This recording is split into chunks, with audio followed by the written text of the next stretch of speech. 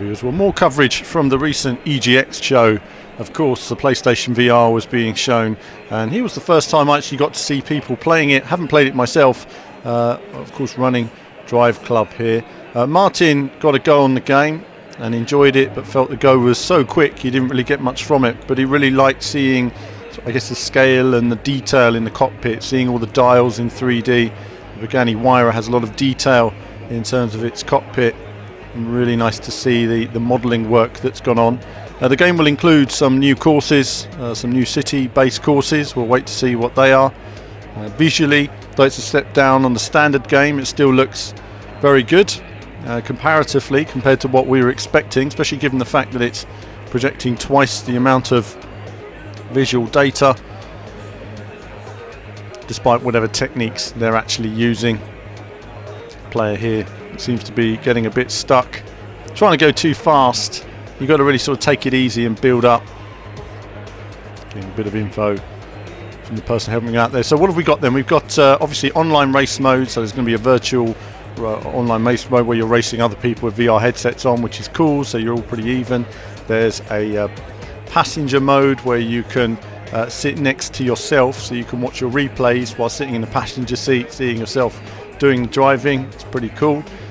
Probably some motion sickness possibly there, who knows. Be interesting to see. You always find there's less motion sickness driving a car than being a passenger in a car, so it'll be interesting to see how that affects people. And of course there's some kind of new cruise mode as well, where you can actually cruise around, just have a look around, stuff like that.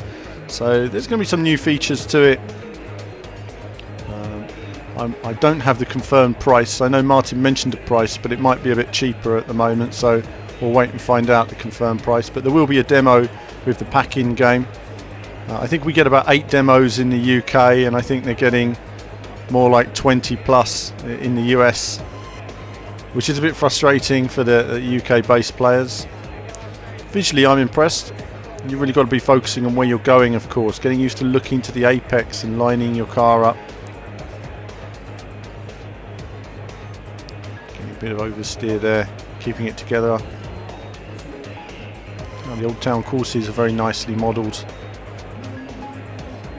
Sunset vision of the back end standing out. Oh, nearly losing it. Now what happens is, a lot of trade shows I find, and I was watching the people playing Gran Turismo, was they were feeding the wheel rather than just holding on and using the power to steer the wheel. And of course you don't feed the wheel in these types of racing environments. You know, you've got so much power going through there. You just want to position yourself. And then once you start feeding the wheel and you can't get the wheel back round in time, and suddenly you're into a slide and it's all over for you.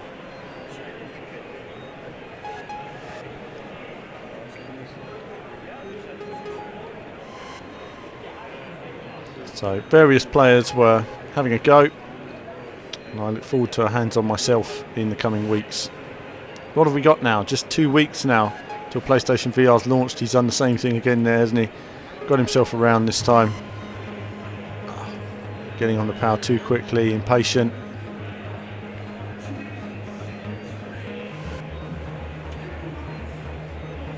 And continuing that final lap. So Driveclub looks pretty cool.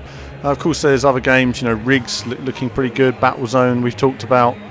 And there's also a view the car mode in this as well, where you can sort of walk around the car to see it, see the details.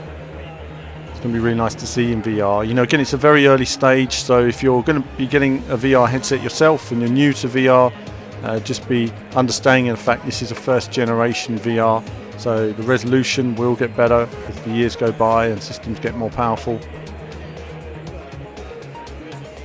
Be interesting to see if the PlayStation 4 Pro ends up getting its own dedicated VR headset with increased resolution.